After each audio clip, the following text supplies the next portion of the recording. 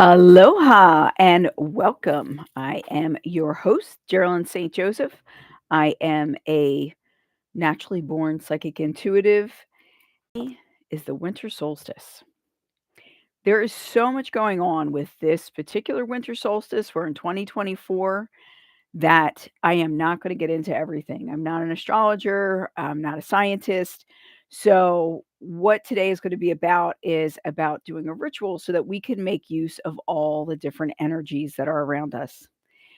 If you happen to see this and it's not the solstice or it's not 2024, just know that you came upon it because you were led to it and you can follow through and do the same rituals that we're doing. They are timeless. I said I wasn't going to go into it. However, I think there are certain things that we need to know about why this time is different than other just normal solstices. And part of the reason why things are different is because this year we have these incredible um, astrological and astronomical things that are happening. So astrologically, we have moving into Pluto in Aquarius. There's a great deal of energy coming from Jupiter and Saturn, which should balance each other out. We are looking at astrologically, we're looking at the sun shifting poles and shooting all kinds of energy into our system. And this is something that's going to continue. So when we talk about the energy of tonight, specifically tonight, it lasts for about 3 to 5 days.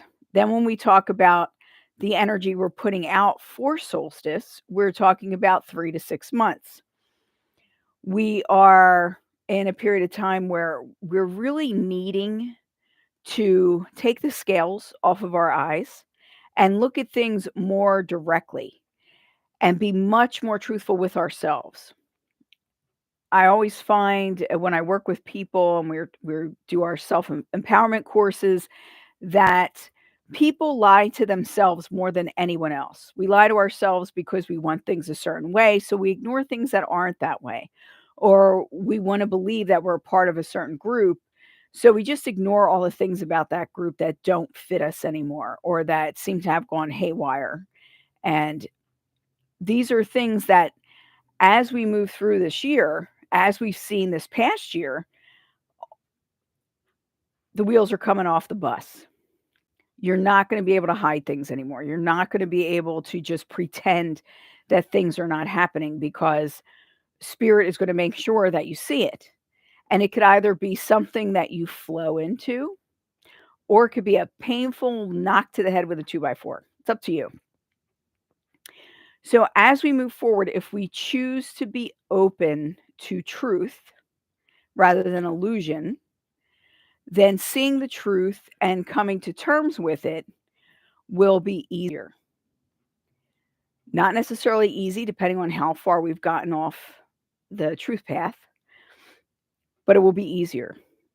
And we need to question as we move forward and really look at things. I think we've gone through the last, I don't know, probably since 2008, maybe before that, probably before that, where we've been told that we're not supposed to question anymore. Things are just this way, and you're just supposed to believe and follow the leader. By nature, most humans are not like that. Like, we don't want to just follow the leader and not ask questions. So, what people have done is they've toned things down and they're only asking the safe questions or going about things in a very roundabout way instead of being upfront about it. But tonight is about really awakening our authenticity and really moving into our life's purpose and who we are as individuals and as a collective. So, people as a group, all of humanity as a group, we've been given charge of taking care of Mother Earth and taking care of the animals upon it and the other living beings, like all the plants and the foliage and everything. We need to really start looking at that more. We do here and there, but for the most part, we just go in and we destroy habitats and we cut down all the trees. There are ways to do things so that we're not being abusive, and it's not that hard not to be abusive, but it's almost like power went to people's heads, and instead of, the Amazon rainforest, for instance, instead of that being a sacred space and allowing it to be what it's meant to be, "Oh, we need all those trees, we're gonna log them." No, you could do parts of different things. I mean, in the past, like, we have farms, we do things like that. Farm logging trees. As you cut down, every one you cut down, you plant 2. Things like that need to be happening more now than ever. So as we move forward, what we're doing is opening our eyes, taking a deep breath, and really taking in what's in front of us. Instead of listening to what somebody else told you or looking at a snippet of something, actually looking at, like, the whole thing, like, what was meant? What was the whole conversation? Or at least that part of the conversation. I was raised Catholic, so I'm familiar with the Bible and things like that, and what I notice is that people cherry pick, like, little lines out of the Bible, and instead of looking at the whole story, they just look at that one line and say, "Well, that's the meaning," when it really isn't. 9 out of 10 times, the story is about the exact opposite of what they're saying it's about, and they're not putting it in context. So, one of my favorite examples of that is, when I was pregnant, I was a single mom. I mean, I was with the dad, but we weren't married, and we didn't have a lot of money. So, I had answered this ad in the paper to get, I don't know, free baby clothes or something, and I was still pregnant. It was the beginning of my pregnancy, and I went in, and it was a church, and this lady's like, "Oh, you know, what do you do for a living?" And I'm like, "I'm a spiritual advisor," and because I don't hide who I am. That's never been a part of me. I've always been I even wrote poems when I was in grade school about being a triangle in a square world. I kind of fit, but not really. So she gave me this list of um, lines from the Bible that she said would show me, excuse me, would show me why what I was doing was wrong and why I needed to stop doing what I feel God called me to do.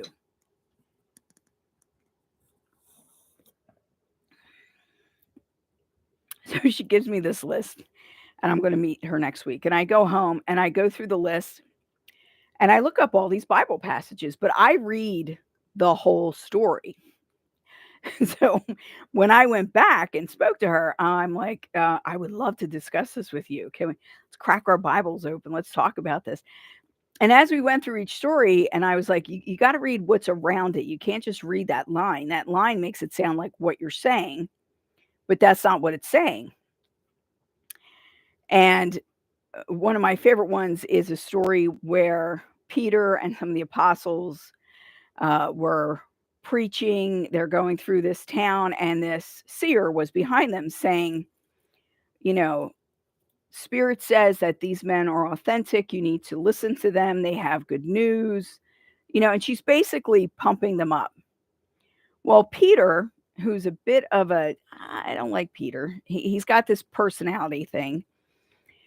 So, because he's annoyed that she's doing that, he turns around and banishes her spirit from her. So, basically, he took away or forced away her guardian angel, her primary guide, and her ability to hear, her God given gift. He banished that. So, he gets arrested, and the rest of the apostles are arrested, and they're going to be put to death. And God and Jesus had them sit in those cells until minutes before they were supposed to be hung up and drawn and quartered or whatever they were going to do to them. And just before, like at the 11th hour, then Archangel Michael went and rescued them. Now, she's saying that this is to show how evil the girl was who was supporting them and telling people not to harm them. And I'm like, "No, if you read the whole thing, them being in prison was a punishment and not letting them know that you're coming to rescue them because what you did was wrong." So we looked at it differently. And I look at a lot of stories in the Bible differently than some people. Another one is that people always say that, if somebody's an exorcist or has spiritual abilities, but they're not an ordained priest or an ordained minister or whatever, they qualifications they think you need to have, that makes them bad, and that's not true. Because in the Bible, there's 2 places where it says it's not true, and one is Sermon on the Mount, where Jesus talks about, when you come across someone who banishes demons and they seed at people's souls and they help people heal, and of course, this is not verbatim. Um, Even though they do these great things, if they live in iniquity, they will not see me in heaven. So they usually leave out the even though and if, and they leave out the part where he says they do these great things. Second place in the Bible where this is prevalent also is when they're going through a town and there's someone else who's casting out demons. And I think it was Peter again comes back as Jesus. Somebody's casting out demons and it's not in your name. And Jesus is like, okay. And he's like, well, what should we do? And he's like, um, he's not working against us. He's working with us. Like, you shouldn't do anything. Leave the person alone. They're doing a good job. They're helping. And all this goes back to the fruit of the tree. You will know by their fruit.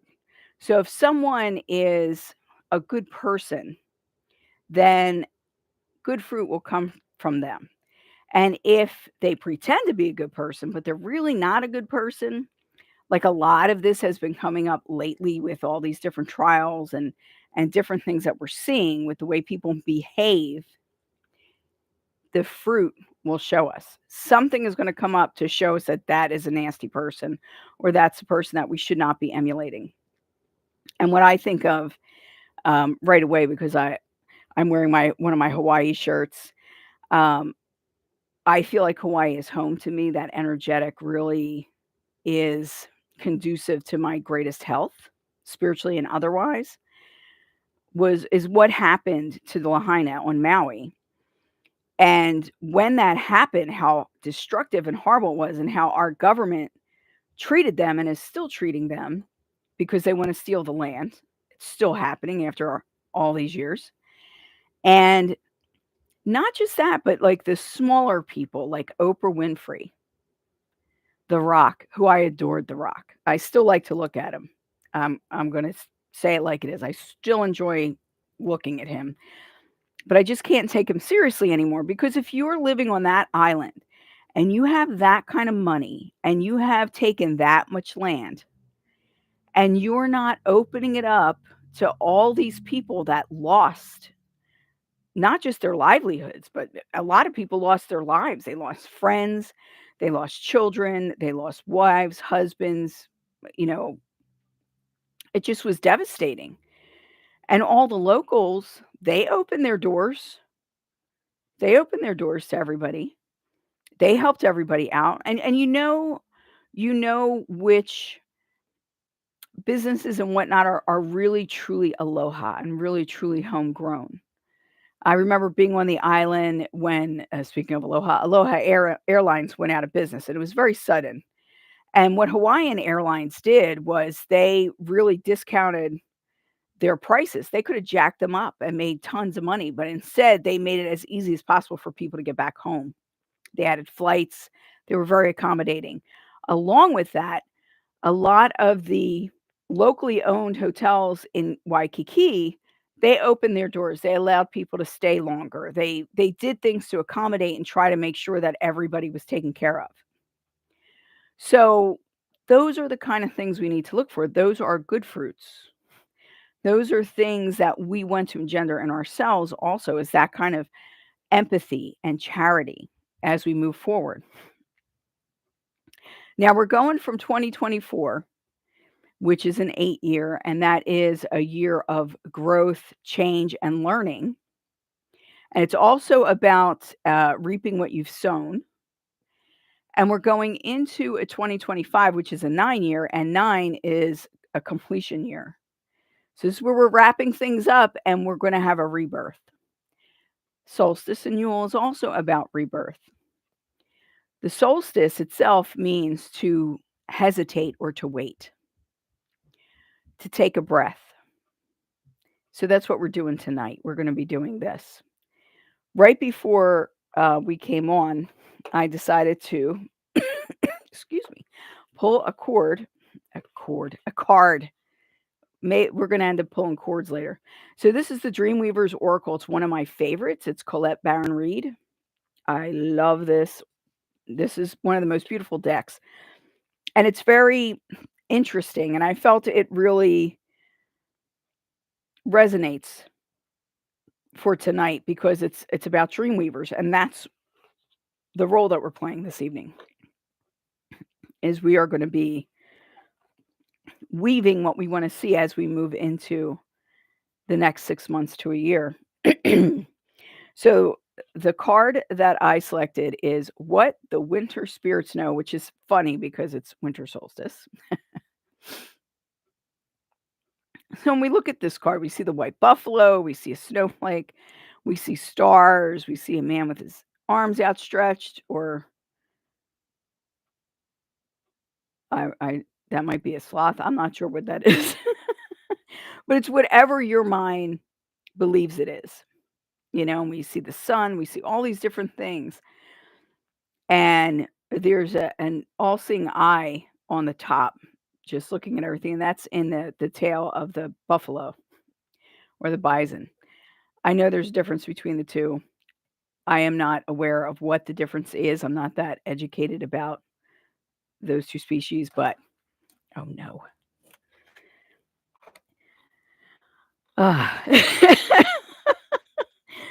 This is Gabby, Gabagool. She's my little kitten. She's a very big kitten. We thought she was a year old when we picked her up, but she was only a couple months old, and she has grown exponentially. We thought we were going to have a little cat. No, right, baby? So, what the winter spirits know, and what this card means is that we're going into a period of time, or right now, what we need to do is rest. It's a time of assessment. It's a time to look behind and also to look forward. It's a time to make your plans and to build up your energy in order to get them, to make your plans come true, become a reality. So that's what the winter spirits know.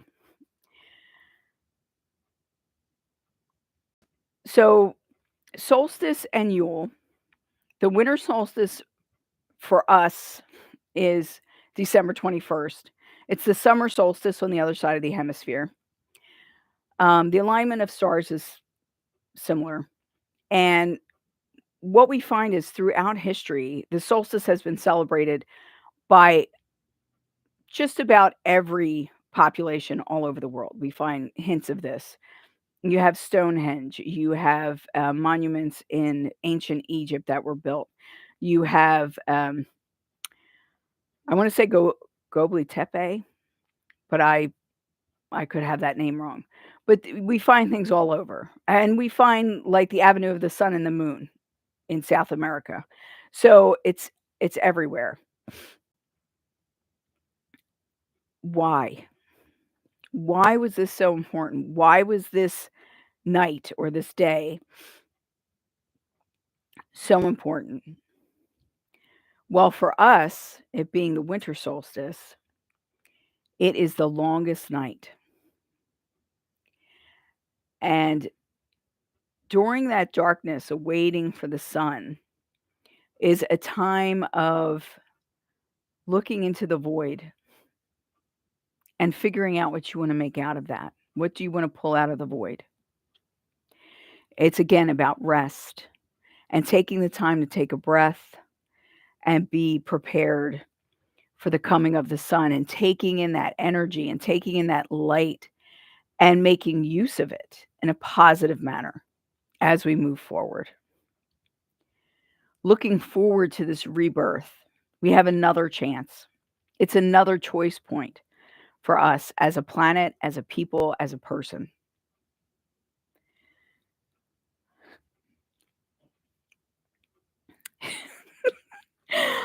I love her. My other cat will probably make an appearance too at some point. But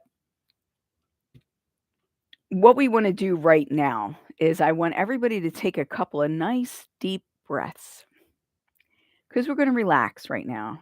We're going to take some time. We're going to relax and we're going to start talking about things that can help us allow the sun to be brighter in our lives and the light to be brighter in our lives. And we can look at this as like physical light because we have like cosmic storms coming our way, I'm told, and solar flares and things like that. Like that's actual light and energy that's coming into the earth that's going to affect us. We could look at it as the Christ light, which is pure unconditional love that comes through the center of the universe and fills us. And that energy can be used to build things, it can be used to break things, it can be used to heal. So we need to figure out how we're going to do it because wherever we put our focus, that's what's going to come towards us. That's what we're going to attract. The polarity right now is love or fear. Which way are you going to go? What are you going to choose? Are you going to dive into the fear and look at, oh, there's drones over New Jersey?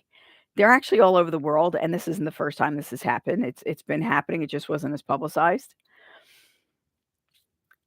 Are we going to look at fear? Oh, this leader's elected, and that leader's elected, and this leader's talking to this leader, and this and that's going to happen.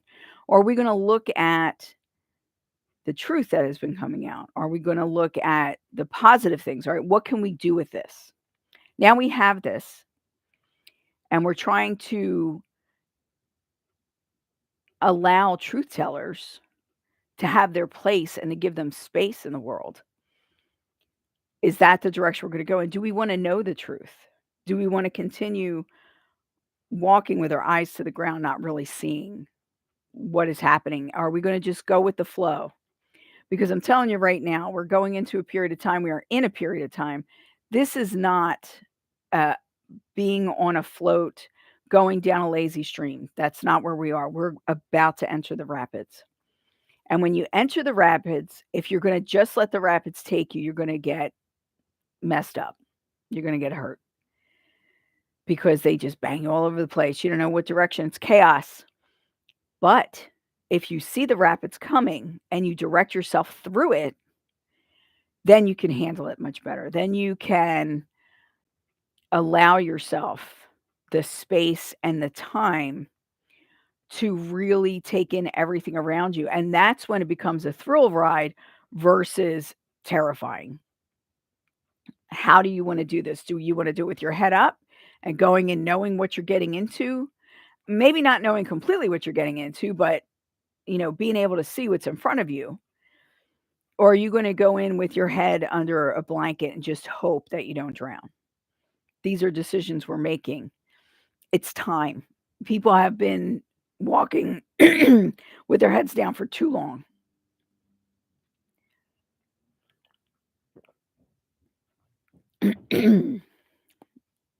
Okay. Oh, I'm sorry, baby. The solstice is about taking a breath. So let's all take a breath. We're going to breathe in. We're going to hold it. I have no idea what's going on with my voice. We just did incense not that long ago. I think it's making me gargly, or maybe somebody doesn't want me to be talking about this because it is a powerful thing. And it is something that is going to help us moving forward as a planet. Exciting. All right. We're going to take a deep breath in. We're going to hold it a couple of seconds. Then when you release your breath, release it very slowly. When we do that, we let our bodies know that everything is okay and we are safe. Okay? So 1, 2, inhale. Hold it and exhale slowly.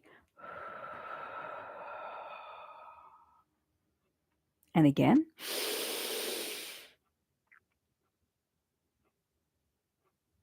And exhale slowly.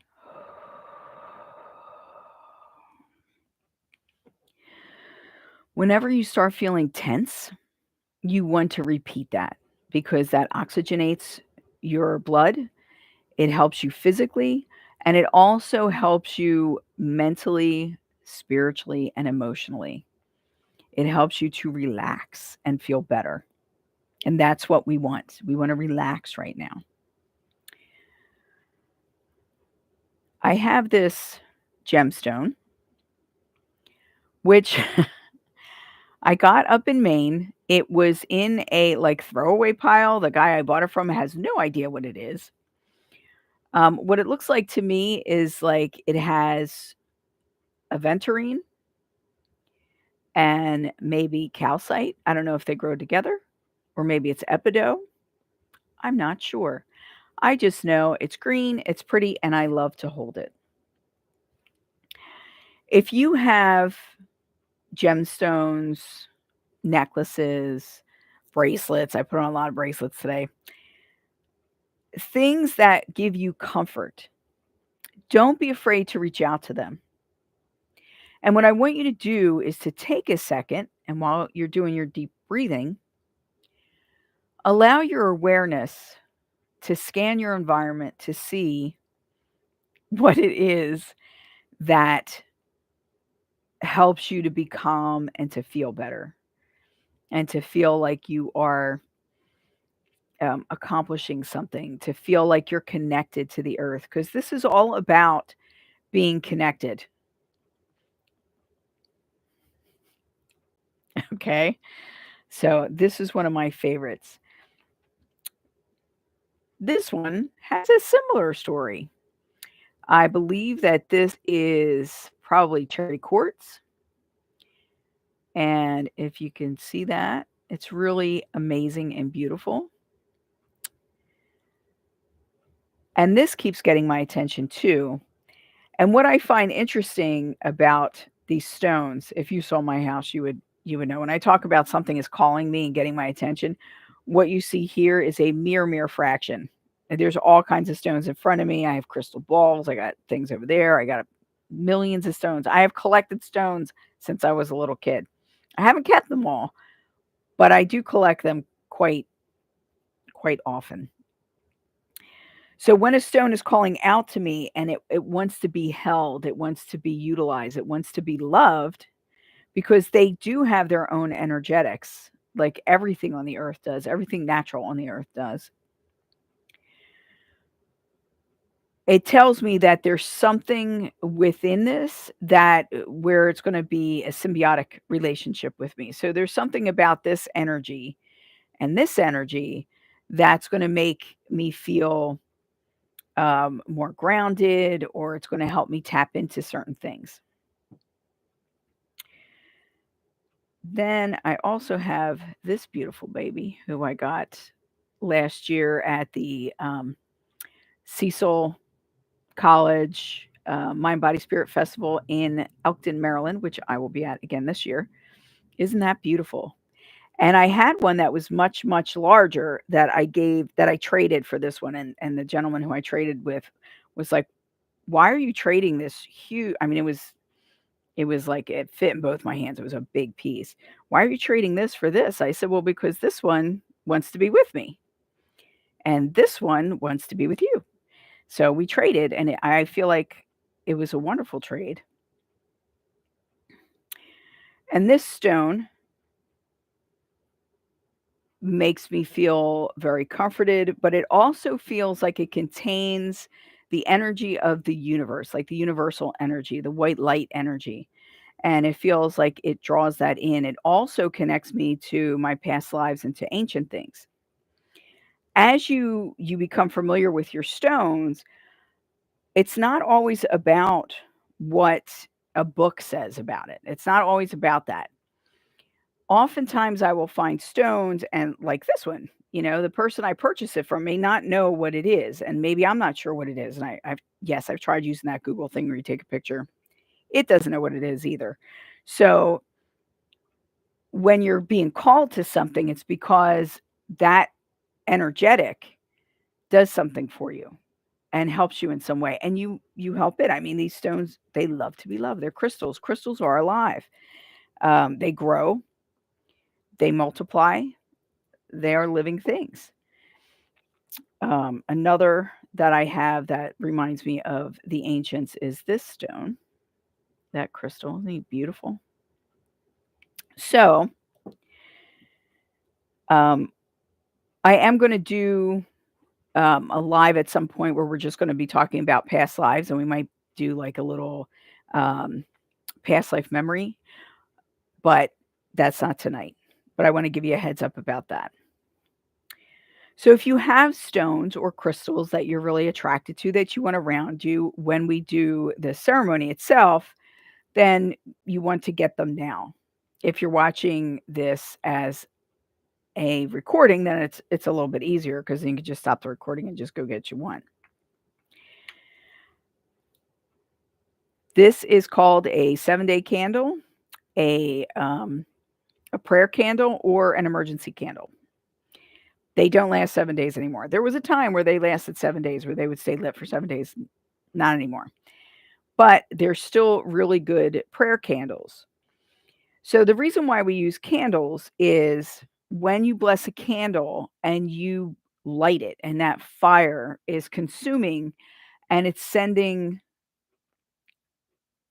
the message up into the universe, it is giving energy to whatever your intention is, and it is making sure your intention is getting where it needs to go in order for it to be heard. That's the original idea behind prayer candles.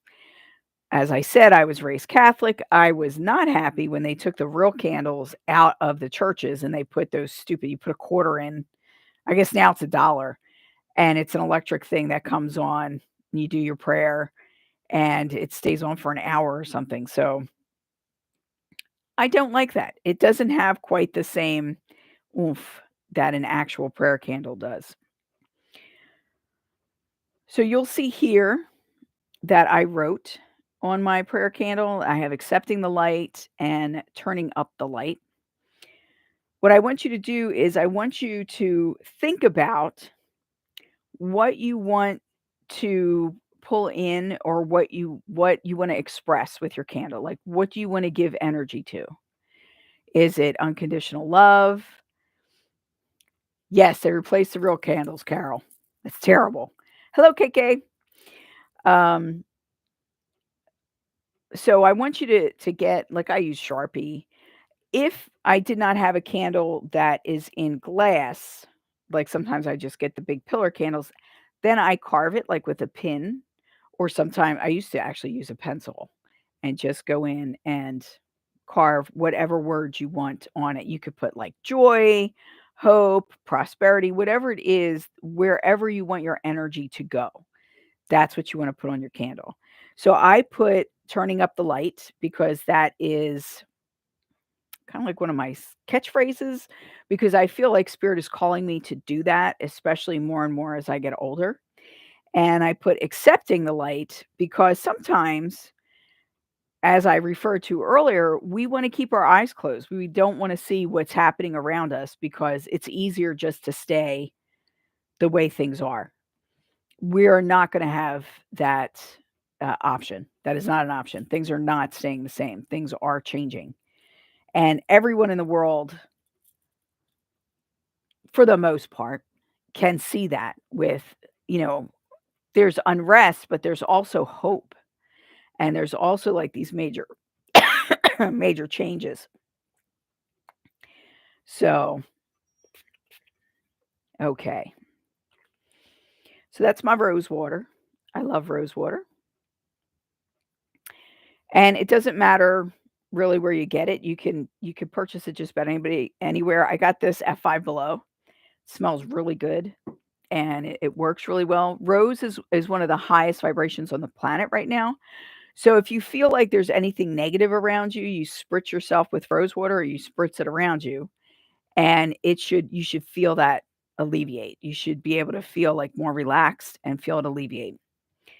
Rose water, see now this has aloe in it, really good for your skin also. So it's you get a bonus there.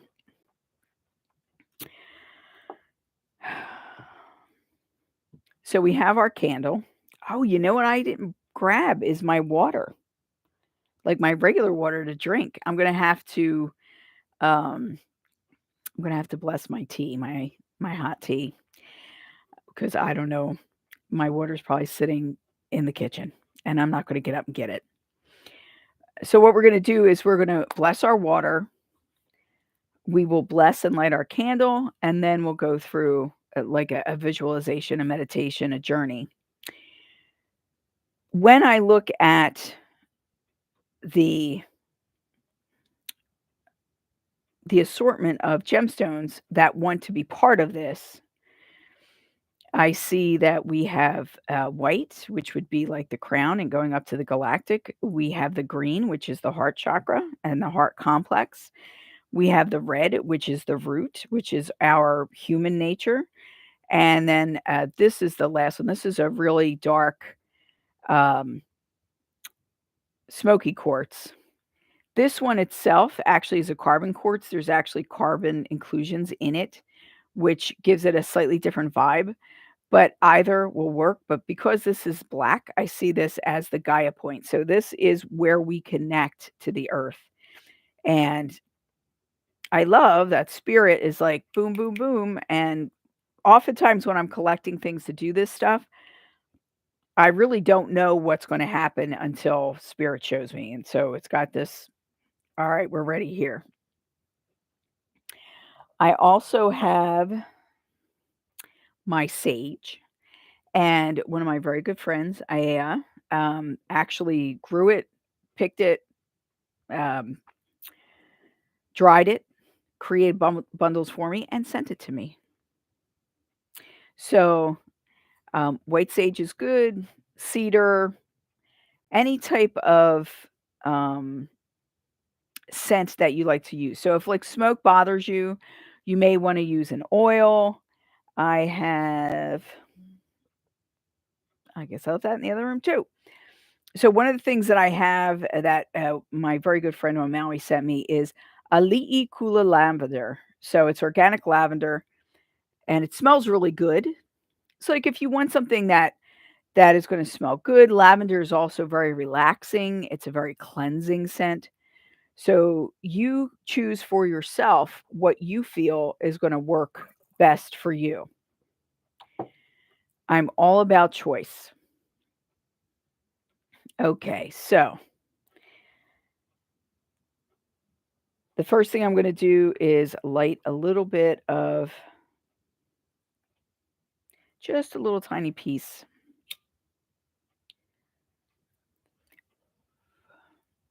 And kind of smudge around because it's very, very cleansing. The other thing that sage does is it actually is I had read, look it up, is has an antibacterial agent to it, the smoke, so that it's actually very, very healthy. So, and the idea is the smoke from the sage will capture any type of negativity and lift it up and lift it away from you. And that's why you smudge your body and you go through your entire aura with the sage. It also helps like really disperse negative energy and just kind of waft it away. It's a good tool. Now, with our water, I have a water bottle that I use. And I do the same thing with the water that I do with the candle, where I write different words that I want to infuse the water with. So, like, I have one that says blessings and joy, I have one that says healing, creativity, I have clarity, so whatever it is that I want to imbibe, I write it onto my water, and the water will take on that vibration. So whatever you write on the bottle, it takes on that vibration. Be aware of that, because when you're drinking things that might say things that are negative, or you might think it's cute because, like, it's Halloween and you have something that says poison on it, the water molecules will pick up on that and it will create something that's not as healthy. So you definitely want to use words that are uplifting and high vibration. Okay. We're going to pretend that this is a water bottle. You can tell I like ancient Egypt. So put it in your hands. Take a deep breath. And relax. And again. And relax.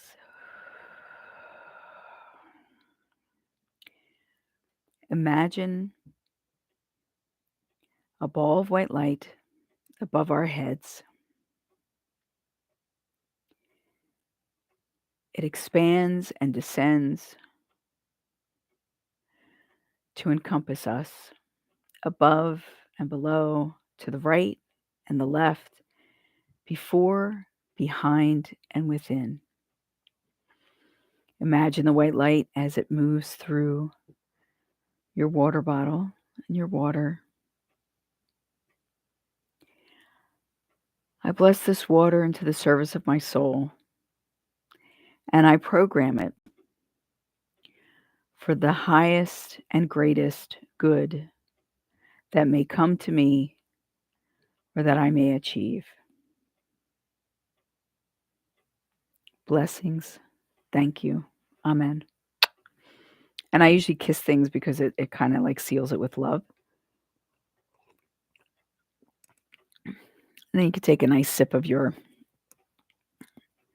water or tea or whatever you have. Water's best. Tea's made of water. You just put okay. All right, now we're going to do the candle. I chose sky blue for my candle this year because spirit just attracted me to it. I don't wear blue all that often, and spirit told me to put this on in order to bring Hawaii back into it as part of where I am connecting to the earth. So you can connect to the earth wherever you feel most at home. And if you don't know where that is, you can just ask spirit to give you that impression. And what we're going to do with the candle is we're going to bless the candle with our intentions. So think about, what are your intentions for the coming year? And what is it that you want to burn away to make the progression smoother or to make things easier for yourself or for the people around you? Okay. So it's doing double duty. It's getting rid of things so that it creates space. And then once that space is created, then it pulls in what your intention is to fill that space. Okay. So you're making space and then you're filling it. All right. So first, imagine the white light moving through you and just completely engulfing your candle. Feel that energy as it moves through you, through your arms and your hands. I bless this candle into the service of my soul.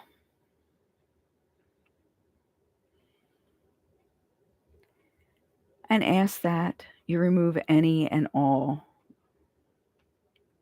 things that block my way or prohibit me from doing my sacred duties. Please allow me the energy, the health, and the clarity to accept the blessings that the universe, God, the Christ, have for me and for those who are around me or who I shall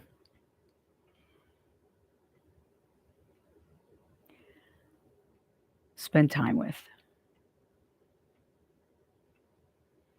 Blessings. Amen. Okay. Then you light it.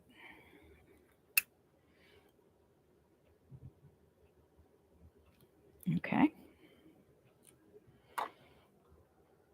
All right. I did not set anything up so that you could see my candle the whole time. I think it can be a little distracting. All right.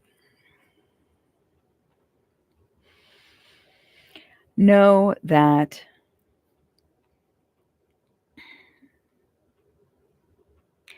once we complete this ritual, that we're going to move into actually writing down and discussing what we're hoping for the time that's coming up and what we're hoping for ourselves and also for the people around us, our communities, and so on. Okay, take a deep breath. And relax.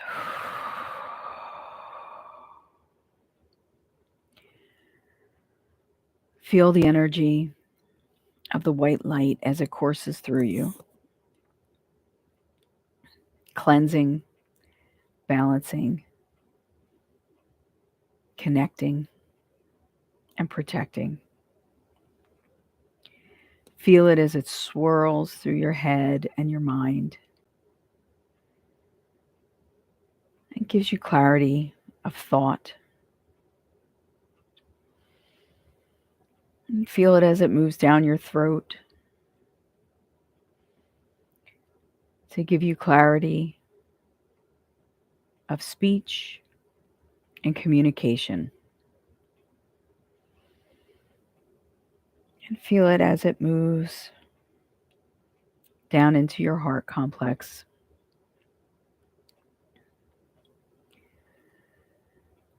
And feel it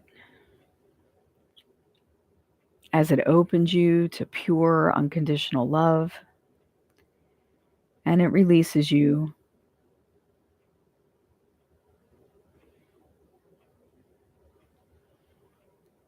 from the lessons that you've learned. And it empowers you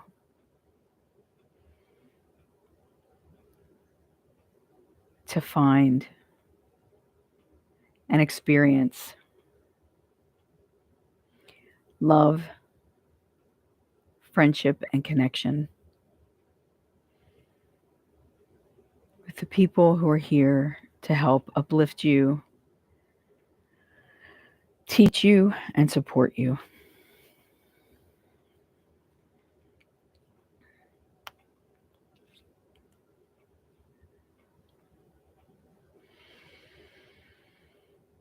And feel it as it enters your solar plexus,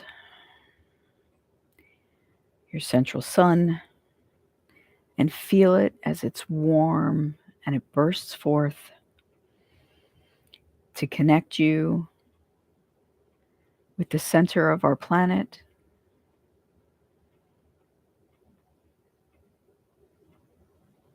the hot, golden red core. And as it moves up through our crown to connect with the galactic center, the central sun, and feel it as it moves through your solar plexus to connect with our sun, the star of our solar system, her beautiful golden white light, her energy cackling and popping and moving and changing. And embrace these connections. Allow yourself to feel the energy moving through you, flowing. Feel it as it heals, as it removes negativity, pain,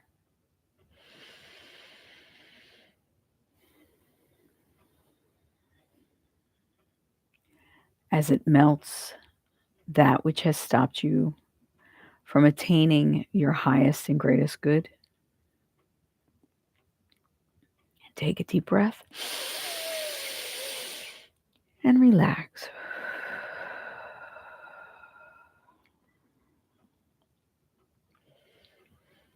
And feel the energy as it drops down to your sacral chakra. It opens you to creativity. It allows you to feed the fire in your belly, fire of creativity and love, the fire of knowing and faith.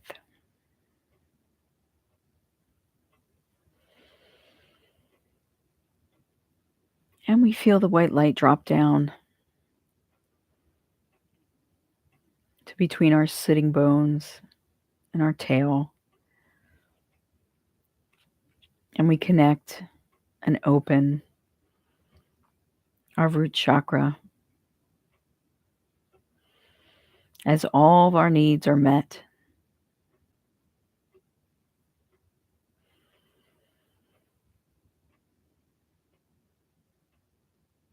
And all of our needs are met to our highest and greatest good. Whatever we shall ask for this and something more.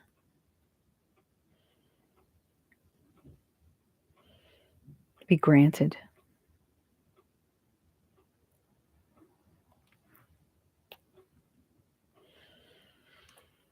And then we drop down, we move through the point between our knees, the genu point, the pedi point on the soles of our feet, and down into the earth where we are most connected with our earth mother, where our soul feels complete,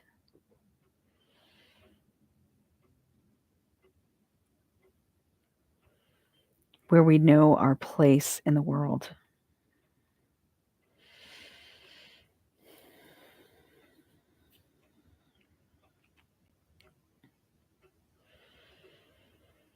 Feel that connection as it opens up. And Gaia graciously pulls away your fears, your delusion, your anger. She graciously removes negativity as she takes it into the planet to be recycled, for all energy is neutral at its core, and it is what we make of it.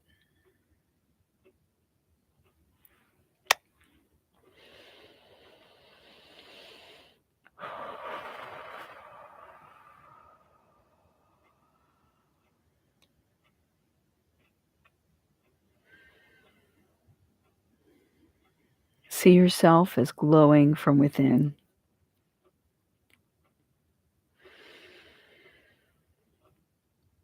We step into the basket of a hot air balloon. We're in the midst of a huge field of lilies, wild flowers,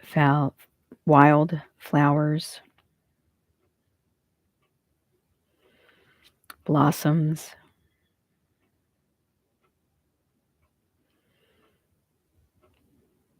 We smell a gentle warm breeze. The smell of the flowers and the grass, the trees granting us life with their gift of breath.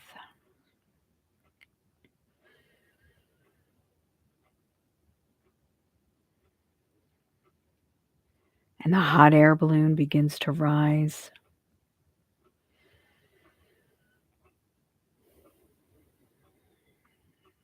Begins to float And as we move further and further from the ground, we begin to see a more complete picture. We see the field from which we came. We see the surrounding forest. We see the mountains in the distance and the ocean to the other side. As we drift up and up, and we move through the clouds, as we are carried upward and onward.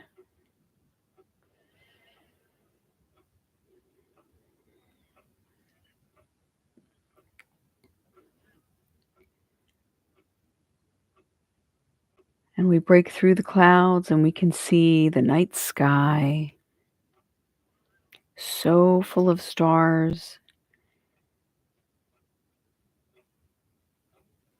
It is lit up in every direction.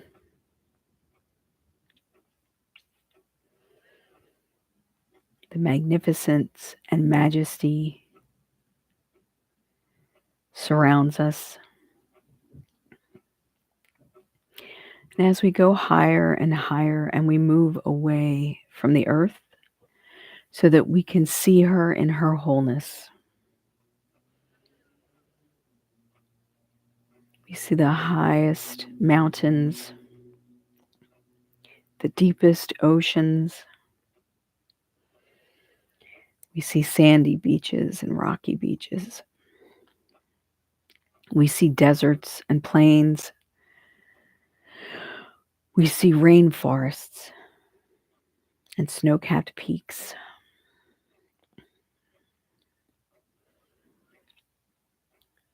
And in all of this, we feel an overwhelming sense of gratitude, an overwhelming sense of love and acceptance, both for ourselves and for the earth herself. We pray for her healing and survival.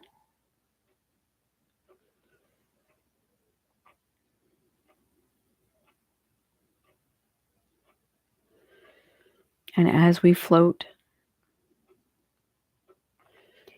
we notice a figure beside us. They have their arm around our shoulders, warm and comforting.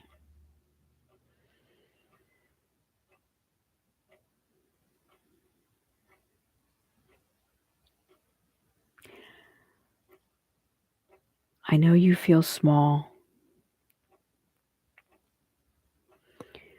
The truth is, you are important. What you do, what you say, the vibration you bring is important.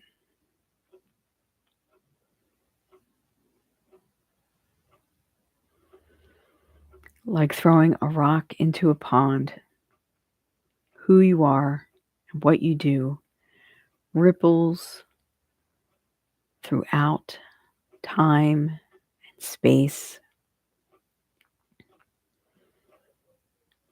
What are you sending?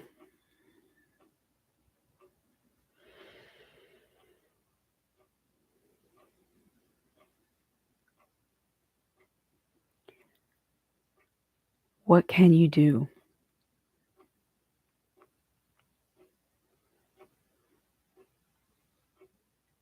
What do you need?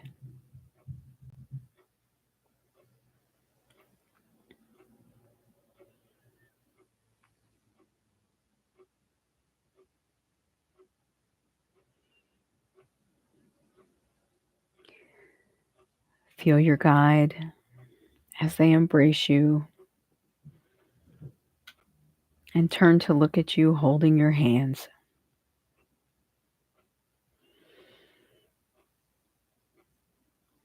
And the balloon pauses in the air and slowly starts to descend back to the earth. And your guide tells you,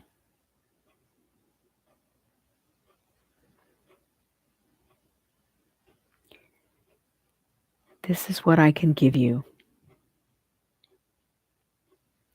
This is how I can help you. But you have to meet me halfway. You need to accept it. You need to be open to it.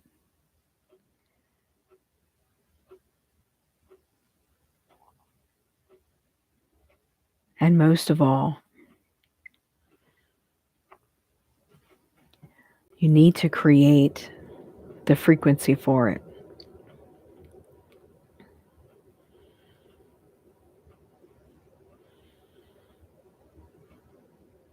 And as you drop down through the clouds, the feeling of the weight in your hands of your companion softens and seems to blow away. And as we drift below the clouds, we are there again. Remember, you're not alone. You are never alone. There's always love and light surrounding you. Your helpers are always there. They can only assist fully if you ask. Ask for this or something greater, whatever is for the highest and greatest good. And when you ask, you open the doorways. You allow.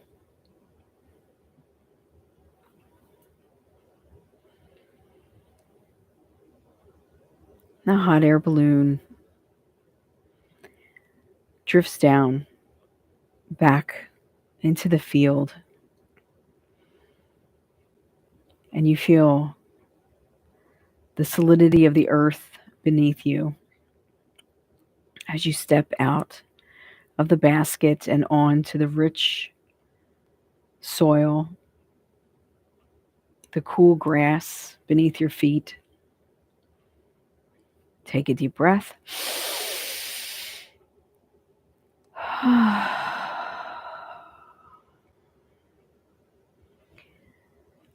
Breathe in the wonderful night air, the breath of life that the trees and the plants give to us. Smell the fragrance of all the flowers. And know that you are loved, you are capable,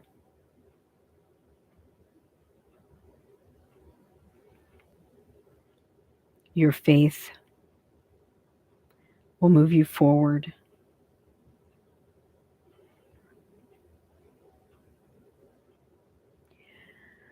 Our light body once again enters our physical body.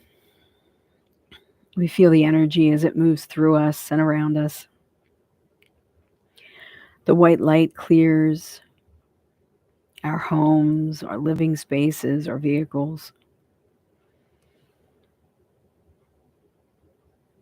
and creates a whirlwind of positive energy, pure unconditional love.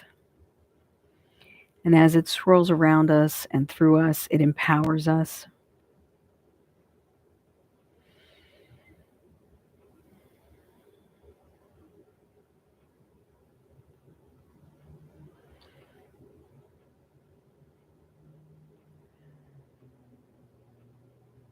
And feel the energy as it condenses, taking with it all that no longer serves our highest purpose, our greatest good. And it ascends into the heavens, leaving behind a soft white glow on everything it touched. Empowered, enlightened, cleansed, and cleared. We say thank you. Thank you to Mother Earth. Thank you to God, the all that is, the universe, the Christ, by whatever name you call it. We are grateful for your presence and your assistance now and forever. Feel your hands and your feet back in your physical body.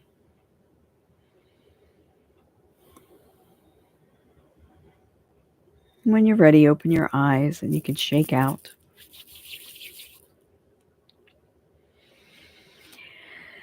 Now, if you remembered to grab a pen and paper, I know it's weird. I'm not writing on the computer, but pen and paper is much better. It's takes in your energetic much better. It helps to move things much better. Take out your pen and paper and decide, what is it that you want to let go of right now? What is it that you feel you need to remove in order to really move forward in positive energy? And it can be simple, or it could be something that is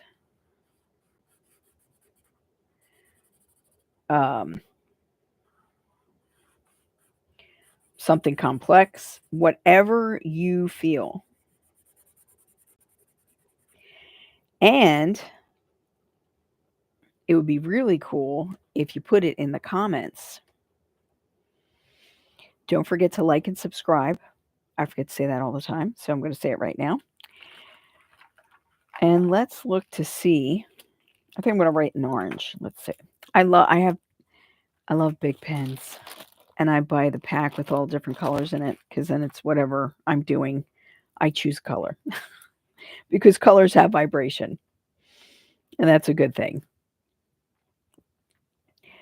So what are you going to remove? You could say that I remove and let go of anything unlike love.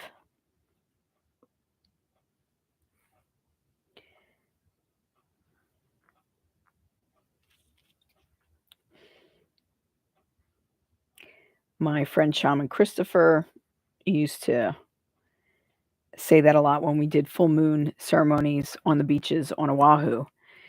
And I always loved that expression, because when you're releasing, or you're removing or letting go of anything unlike love, what you're doing is you are setting yourself up for the highest attainment, for the highest goals that you can. Love is the structure of the universe. It is the energetic on which we all thrive. And I think it's something that sometimes we're a little stingy with for people. You can love someone without wanting them in your living room. They don't have to live with you. You don't have to marry them. You can still love them. And love is above that. It's a frequency or vibration that it really lightens up your whole body.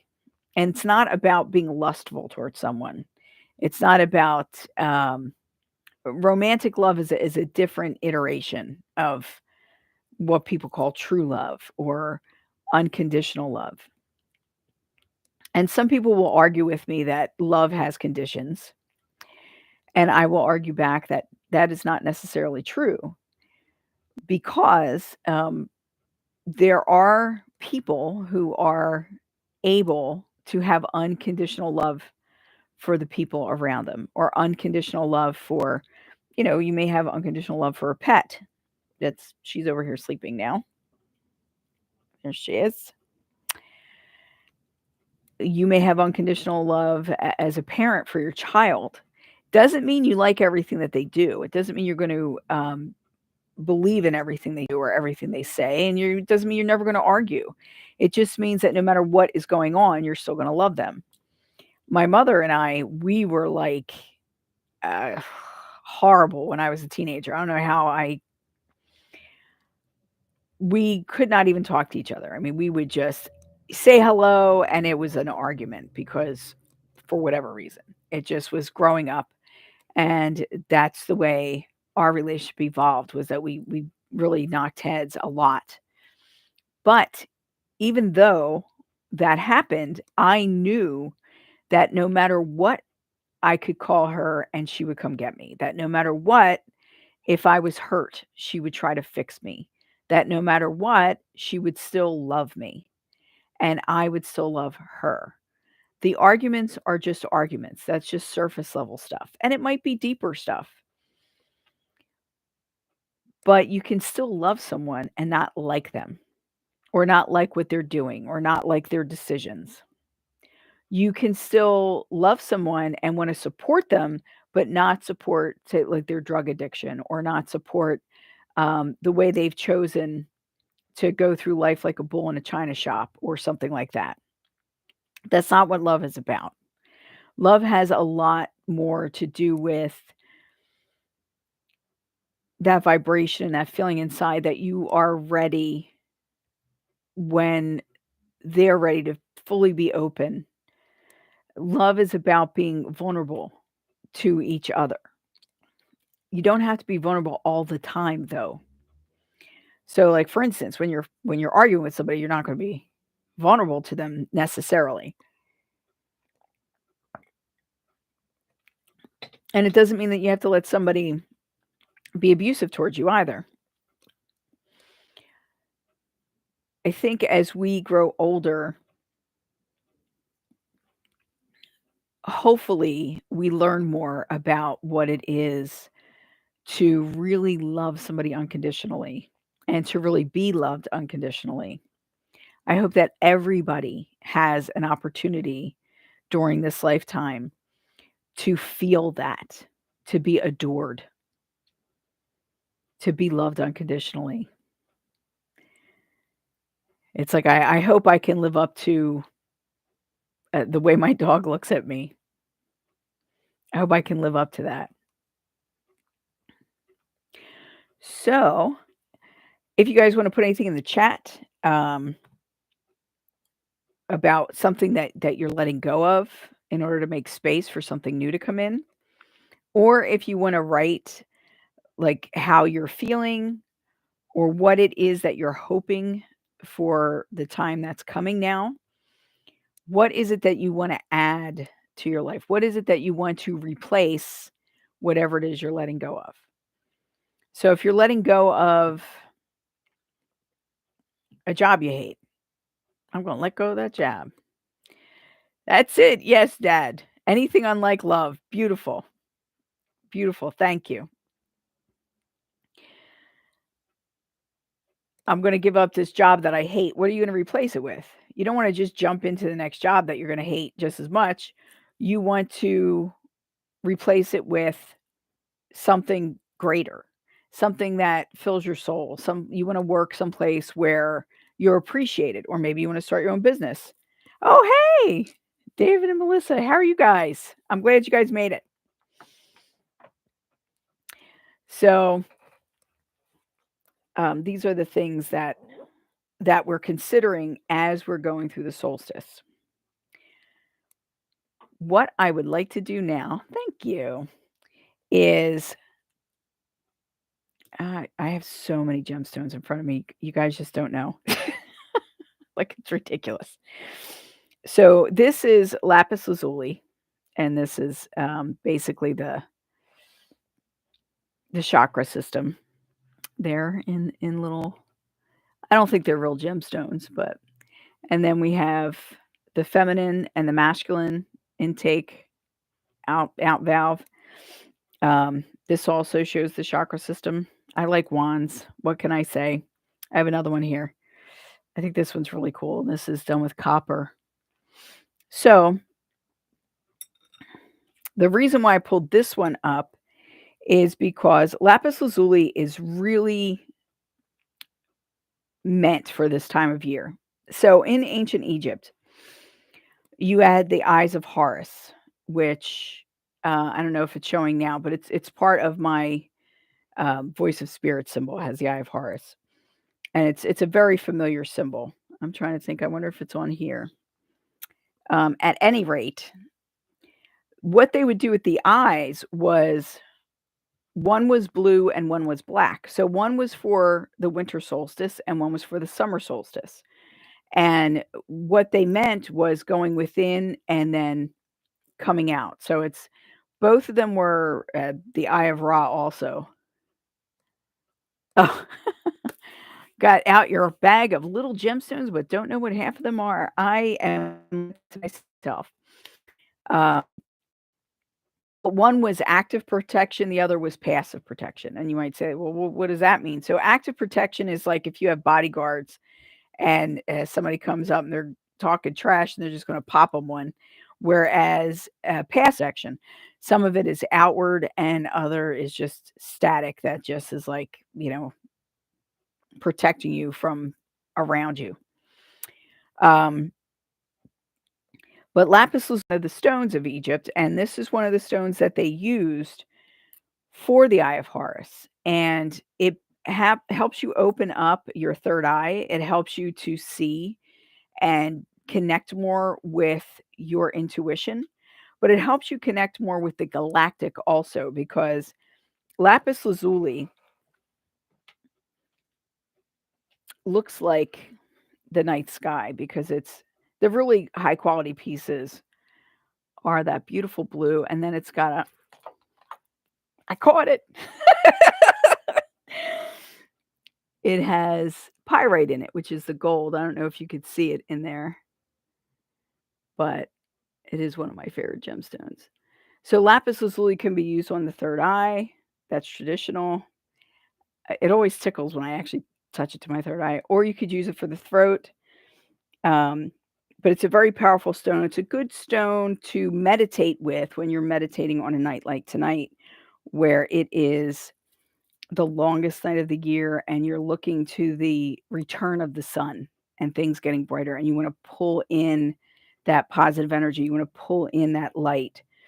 So the gold is what pulls that in. It allows you to tap into the universal energetic source. I also have this is one of my favorite stones lately. This is moss agate that was given to me by a friend of mine who also gave me this beautiful angel.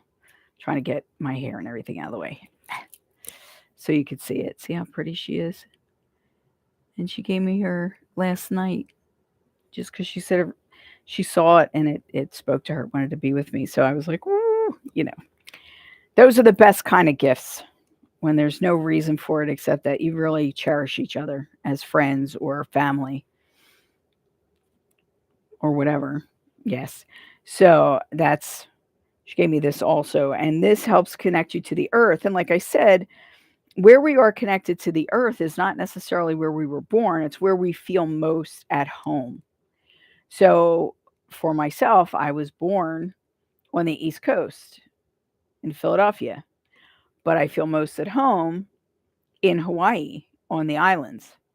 So I wasn't born there, but my soul remembers that place and it feels like home. And I know most people be like, whoa, it feel like home to everybody. But the islands either really love you or they really don't. They will just toss you to the curb if you try to live there and you're not supposed to. I've met people who have had such bad experiences trying to live there. And then there's other people who went, like the first time I moved there, it was me, an 18-month-old baby, and I had one suitcase and $200 to my name. And we lived there for over a year. So it's different for everybody. And you have to really allow your energetic to feel what's going on around you to suss out where you should be and where you want to be and where you can be. Okay. So the second part of what we want to write is we want to write like, what is it that we want to focus on? What are we focusing on moving forward? Because things are coming really quickly. And whatever you focus on, that is really going to blossom and grow. Are you going to focus on envy? Are you going to focus on hurt? Are you going to focus on revenge? Or are you going to focus on growth and love and creating something? Which are you going to do? You need to make the decision and set that intention and move it. So one of the things that we could do with our paper, and I hate that Santa Claus is on this paper, but what we could do with our paper is write down what it is we're letting go of, and then what it is that we are focusing on. What are our intentions? And we can fold it, and then we put it under our candle. I mean, we already wrote some stuff on the candle, and then we could put the papers under the candle also. Now, if your candle is not in glass and it's just like a pillar candle by itself, don't put it under the actual candle. If you have the candle on a dish, you could put it on the dish, because if you put it under the actual candle, you have the risk of having a fire. And I don't want to be responsible for any of that. Be safe. Be safe. Know what you're doing. Working on changing anger and revenge and control into understanding and suggesting. Very good. Suggesting, you might want to change it from suggesting to, so you're doing the opposite of control. So it's about being supportive or mentoring, or you could use like a different word like that, because suggesting sounds to me, I don't know, there's that the vibe of that word sounds just like a little bit off. So understanding, and also besides understanding, it's acceptance. So what is forgiveness? That's what you're looking to do. You're looking to forgive instead of be stuck in the anger and the revenge. People are like, well, they can't forgive. Da, da, da. You don't have to forgive and forget. But forgiveness is giving up all hopes of a better past. That is the best explanation I've ever heard, and I use it all the time, and it is not mine. But modeling, that would be good, because you model behavior that you want to see in somebody else. But if you're being controlling, the opposite of like really manhandling somebody is just gently giving them the space to do whatever their decision is, and then being accepting of whatever that is, even if it's not what you wanted. So, but I do like modeling better than suggesting, I would say. So, David, Melissa, do you guys have any other words we want to use? Do we want to break out the thesaurus? It's my favorite book, the thesaurus, because I was taught you're not supposed to use the same words over and over again, especially if you're writing something. So we want to remove anything unlike love. We want to remove, or we want to change something. We want to transmute things, into something of greater value, into something of more love-like. I mean, that's one way to say it, is you want something that is more love-like or more loving. Modeling and giving space. That's good. Yes. So a lot of times when we feel anger or vengeful, it makes you feel powerful, but it's not really powerful. What it is you are taking energy that you could be utilizing for something productive, accepting. Very good. Yes. You're taking energy that could be used towards something really productive, and you're using it in a very unproductive way.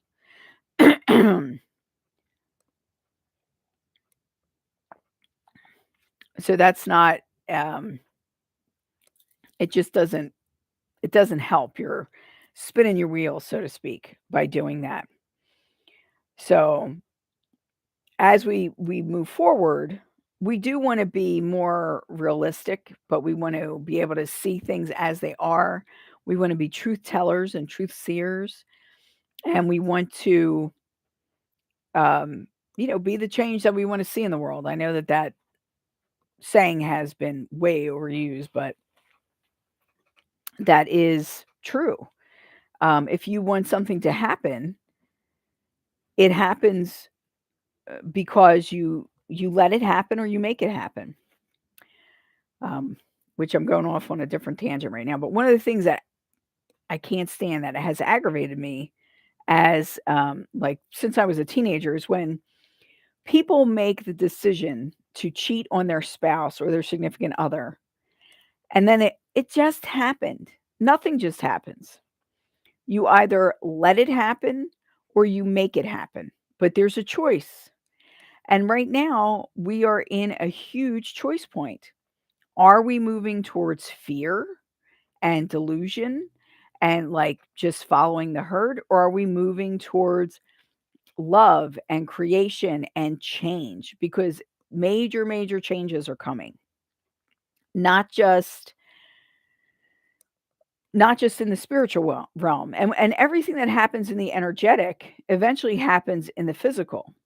So we want to guide that. The energetic has been moving along and moving along, and we want to raise that vibration, and we want to keep things on an upward swing, on a positive swing, so that things get better. If we're focusing on fear, it pulls everything down. It takes away your agency. I can't even say it takes it away. You're giving it away by feeding the fear. You face your fears.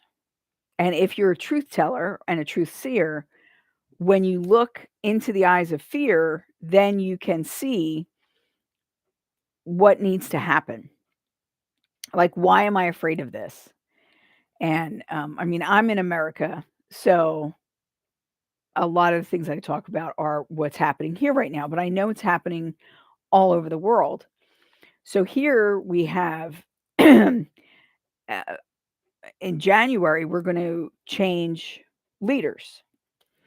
And part of that change is like a lot of different positions change with that. And the people who are being selected right now are major game changers. And you have some people who are trying to make it like it's horrible, like having someone oversee that the government isn't wasteful. Oh, it's horrible. Well, they want to get rid of this and this. Why do they want to get rid of it? What are they looking at? Well, there's like 3 different groups of people that are supposed to be doing this one thing. It could just be one group of people. Does not need to be 3 groups of people, and they don't all need to be making $1,000,000 a year.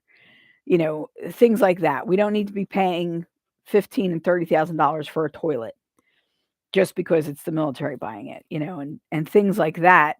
And yet people are fighting it. Like, really? You okay, okay. But instead of seeing what the good that can happen and looking towards change, which is good, because when you don't change, it's stagnation, and stagnation leads to death. I mean, we all know what that smells like when you have water just sitting there forever. Things grow in it and it starts to smell really bad and like, ooh, you can't drink it. It just is there. Gets all slimy. So we don't want that. You don't want your energy to be slimy. You don't want it to be stinky. You want to smell good and fresh, you know, like Lumi. I do not have backing by Lumi deodorant, so I'm only kidding with that. But moving forward, what do we want to see? We have all this energy coming in that we can utilize, and it's either going to beat the crap out of us or we're going to ride that wave. Think of it like surfing. We see the wave coming, we need to make a decision. Are we going to cower from the wave and get knocked around and dragged across the bottom of the ocean? Or are we going to see that wave coming and swim towards it and jump on our boards and ride it in? Like, is it going to be thrilling? Might not be easy. Probably isn't going to be easy. But if we move forward with love in our hearts, and that's how we make our decisions, then we will make the right decisions. It's just like when you have children and pets. I mean, I spoil my pets, so but they're also very disciplined. So discipline means to teach. when you have kids, if you let them run amok and they start getting violent with people and they're hitting and they're loud and nobody wants to be around them, you're not really helping them by just giving them whatever they want. Doing the hard thing, disciplining them, telling them, "No, that's not you can't do that, and this is why," and teaching them and taking the time to sit there and do it and be consistent with it and allow other adults to be consistent with it, that is helping them to become someone who, when they get older, they're gonna be more successful. So, what is it that we wanna give to the earth? What is it that we wanna give to the next generation? What is it that we wanna give to ourselves for the next 4 or 5 years or whatever it is? Because with all the energy coming into the planet, there's gonna be a lot of stuff happening, and we could either let it control us where we're angry and upset and off kilter, or we can, like, utilize it and ride that wave and become more creative and have more energy and learn how to really, move with it and use it to make the changes that need to be made.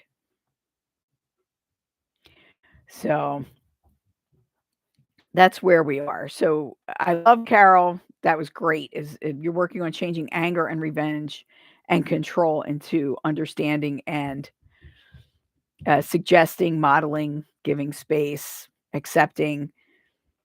And these are the things that we need to consciously make a decision. I think the problem has been for a long time that people just are going with the flow and not consciously really thinking about it.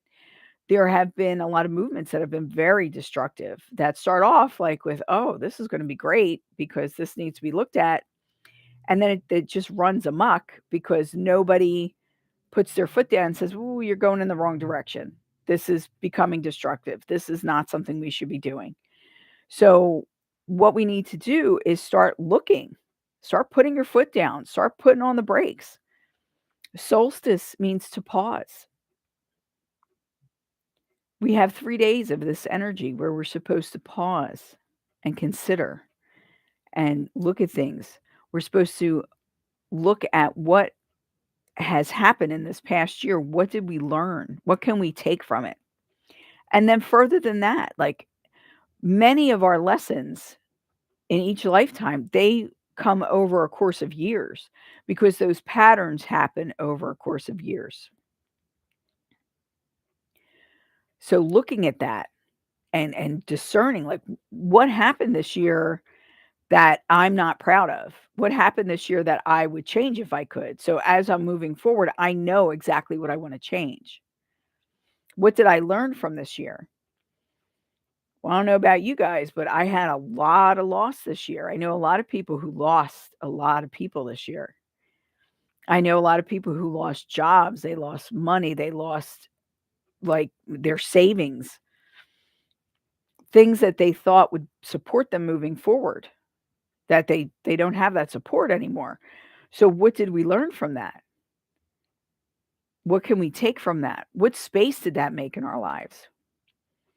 Is that going to like help us to become more creative in the way we deal with things and more open to ideas? And are we going to be more circumspect when we're considering things? This is what we need to do.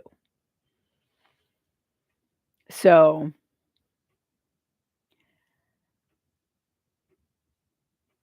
I feel that we all need to get more in tune with the planet. The Schumann resonance has been all over the place, and that has a lot to do with the solar maximum. And I did a different thing about the solar maximum, and I also watched someone here on YouTube who's a scientist, and he puts together like the science and the astrology, astronomy, and metaphysics, and explains everything. It's really cool.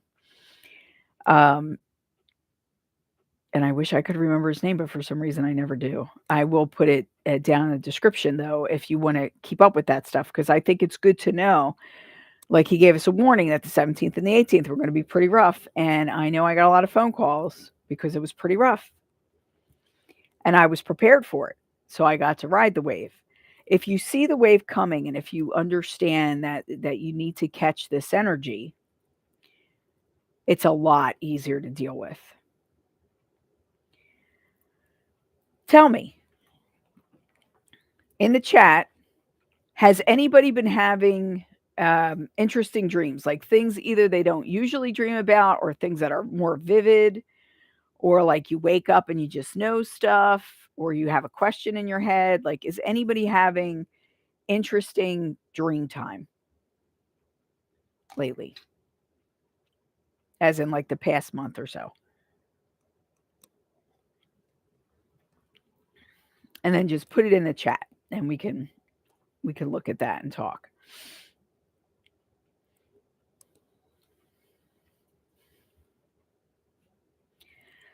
Because I know I've been having really interesting dreams. I've been dreaming about my aunt a lot, my mom's sister, and she was like the truth teller in her family. Life was hard for her. It was really difficult just dealing with life in general. But she was a truth teller and she didn't back down from that. She didn't back down from who she was.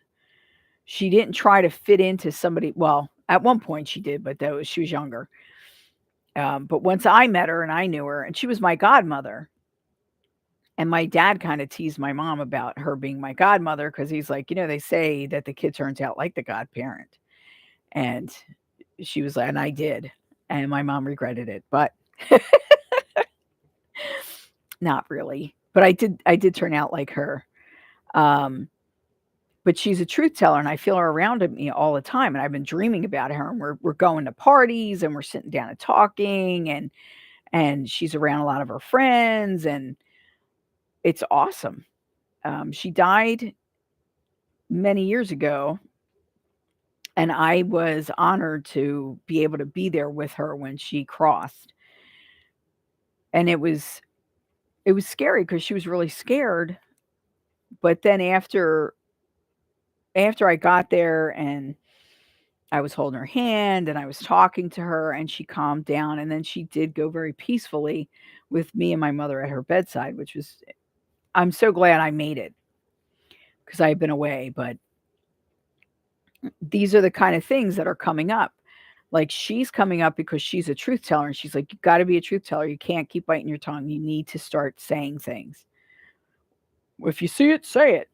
So we've been having dreams of being questioned, asking what we do and how we do it. That's interesting. So when you're having that kind of a dream, are you feeling like you're being interrogated? Because that's what being questioned kind of makes me think. Or is it that people are asking because they're curious? Is it a curiosity thing where you're supposed to be um, like imparting knowledge? Or do you feel like it's more like you're being interrogated?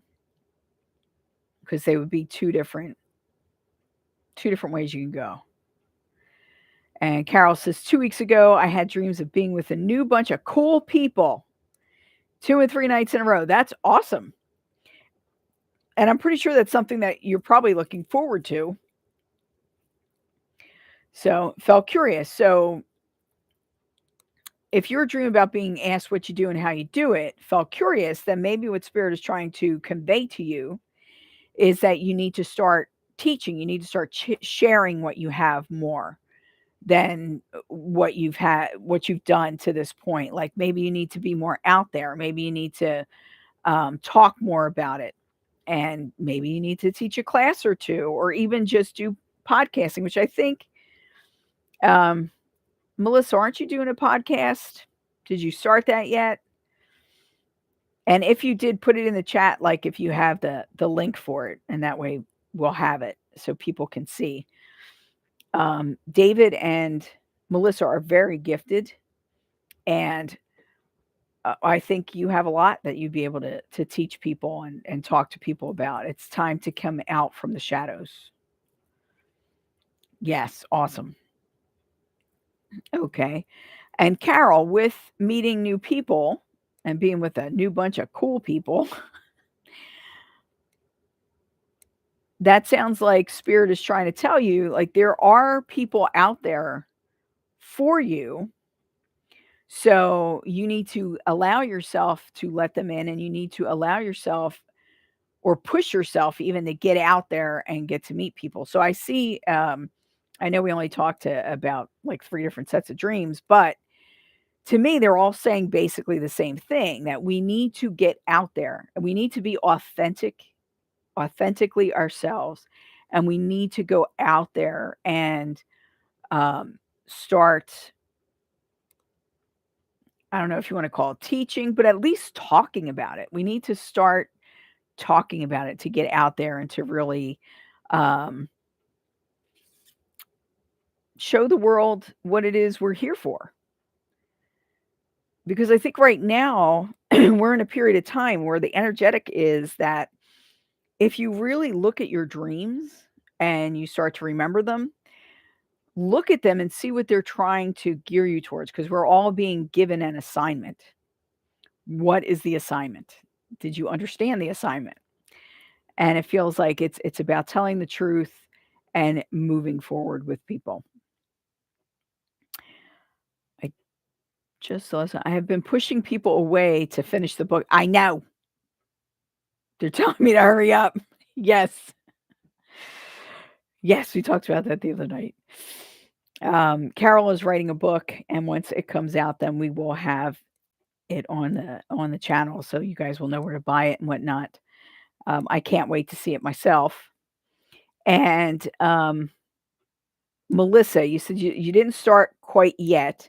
So my question is, why? What are you waiting for? What are you looking for? What do you feel is holding you back from doing that? Because I know you've been talking about it for a while.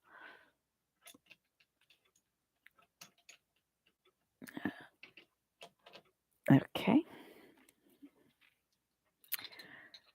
So that's something that I am curious about, because oftentimes we hold ourselves back from doing things and accomplishing what we want to accomplish. And there's really no reason to hold ourselves back as much as we do. Neves, your nerves, eh? Well, you could do it a couple of different ways. I mean, the first thing is to accept that not everybody's going to like you. And the second thing is to accept if people start trolling you, you know you're getting somewhere. Because when the trolls come up, when you start getting haters, then you know you're saying something. And you know that you have more of a reach. So take that as a good sign instead of a bad sign, and don't take any of that stuff to heart, because trolls are just trolls. They just want attention. And that's it. You could just be like, no, you're not getting my attention. So, what else? Do you guys want me to pull a card or two to see what spirit is saying we should be doing right now? And I know we have a full moon coming up too.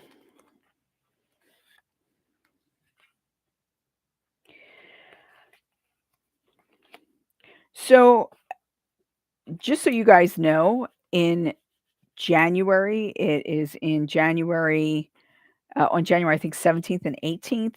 It's a Friday and a Saturday. I will be in Elkton, Maryland at the Mind, Body, Spirit Festival. I will be doing readings, and I will also be giving a talk on paranormal activity, what it is, and how to deal with it and all that fun stuff. So if you guys want to come out and see me in person, that's where I will be. It's Friday night, and then Saturday, I think it's like 9 to 5 or something like that, or 10 to 5. But we had a lot of fun doing it last year. Last year, I did a lot of talks because we had to move it because of snow, and then people dropped out, so I filled in and that kind of thing. I'm hoping things go more smoothly this year, because I would really like to get more one-on-one time and do a lot of readings for people,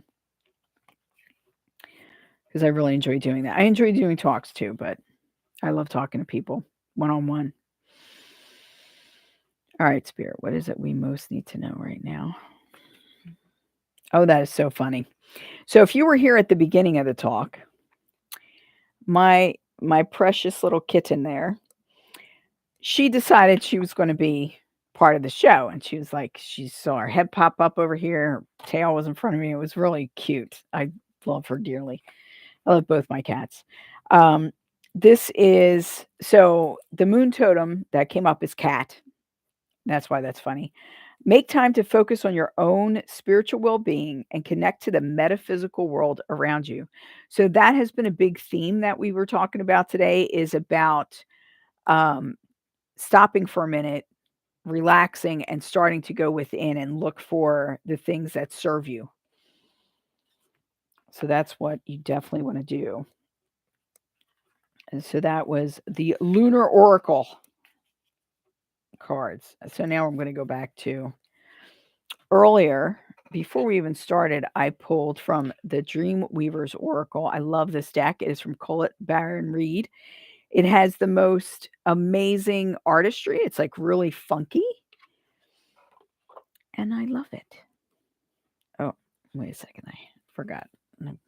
Oh, man. I am not with it. Okay. So we're going to ask this deck. When we first did it, before we started, I pulled a card and it was What the Winter Spirits Know.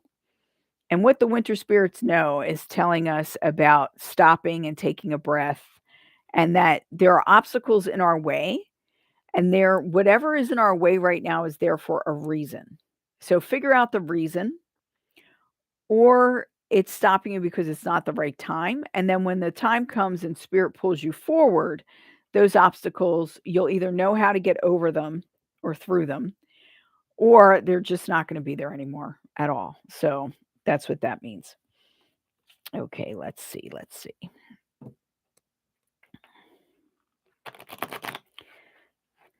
I like using different decks at different times because I just think it's more fun. And you get to see the artwork and stuff. I teach with the Rider-Waite Tarot, but I don't generally use that for my one-on-one readings unless somebody requests it.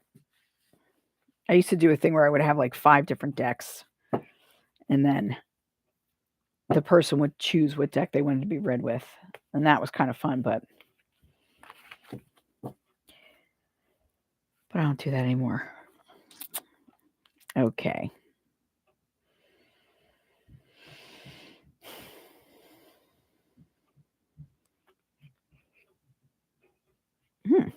That's interesting.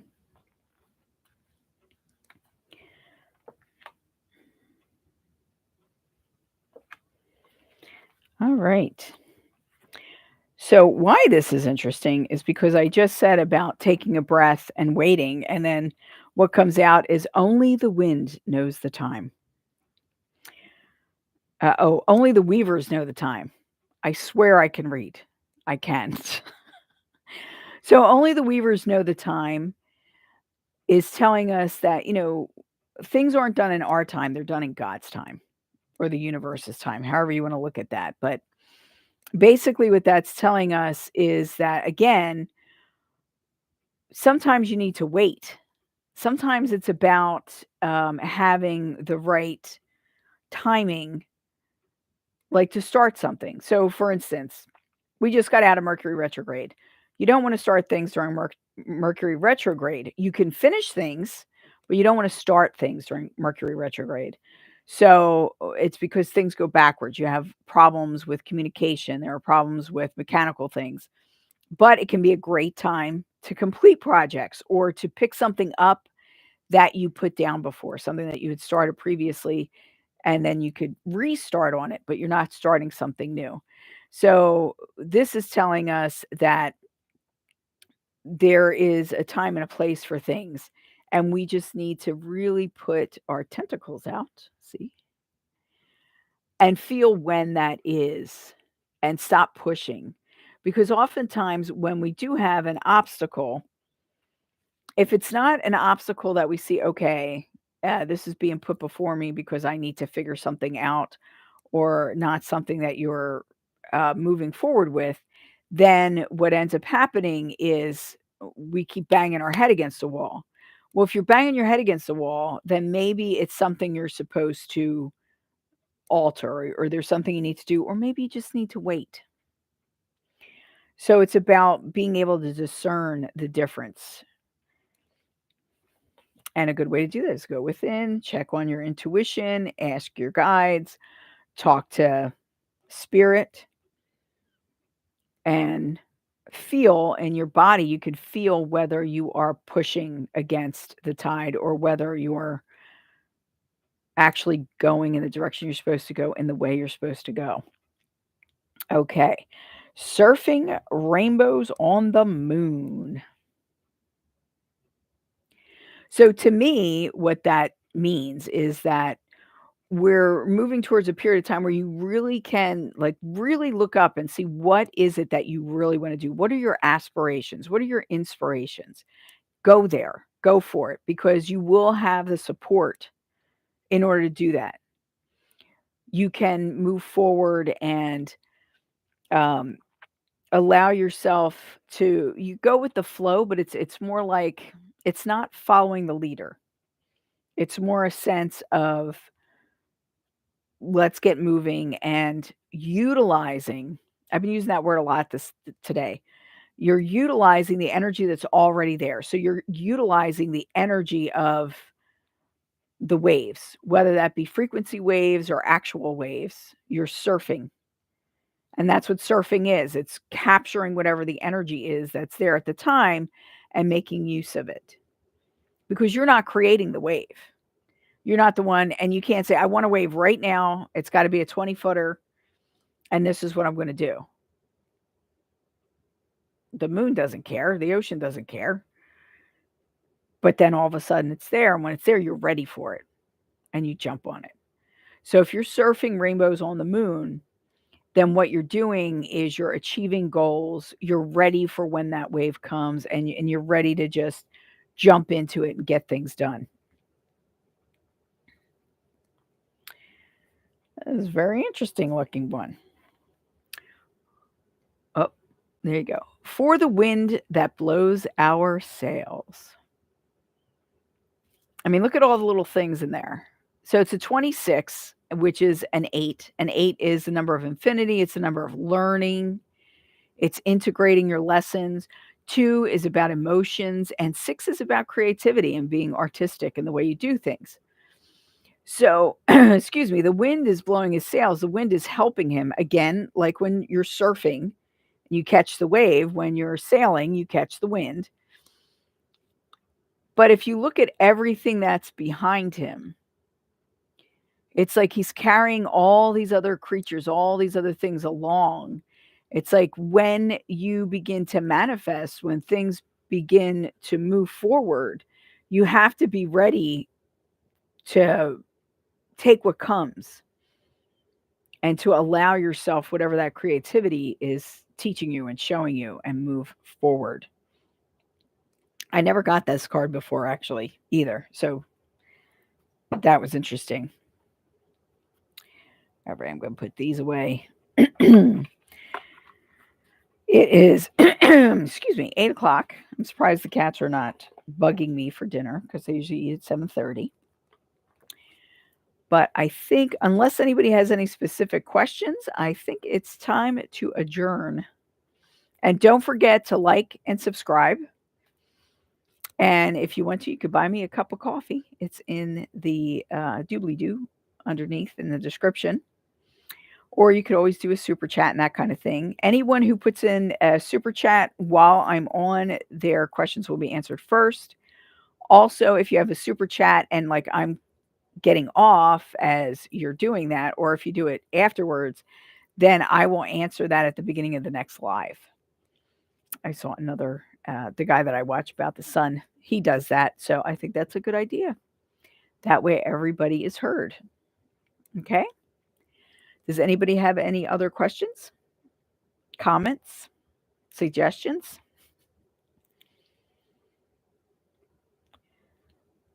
I got my Hawaii groove on today. My friend from Maui sent me like all these different leaves and things so that I get a sensation of the island. So I feel more homey. And as I showed you guys before when we were talking about scents, as she sent me from Ali'i Kula Lavender, this is a hand and body lotion. It smells really beautiful because there's a lavender island, a lavender farm on Maui. I think it's on Haleakala. Say that 3 times fast. Okay, we're all ready to go. Thank you so much for joining me. Merry solstice season. Happy Christmas. Happy Hanukkah. Happy Kwanzaa. Happy holidays. Whatever it is that you're celebrating, remember to do so with love in your heart. Bring up your energetic. Happy New Year. Yes, absolutely. And we'll probably do a New Year's stream, maybe not on New Year's because I'm usually with family, but maybe on the 1st or the 30th or something like that. We'll do a New Year's stream where we can do something to set our intentions for the year and that kind of thing. So thank you so much for coming and joining me. And I will see you next time. I am Geralyn St Joseph. I am a psychic intuitive. I'm also a relationship empowerment coach. Remember to like and subscribe or become a member. That'd be awesome too if you became a member, because I do member only live sometimes. And you get special discounts if you're a member. And I will see you next time. If you'd like to meet with me one-on-one, do contact me. Have a good night and happy holidays. Mahalo nui.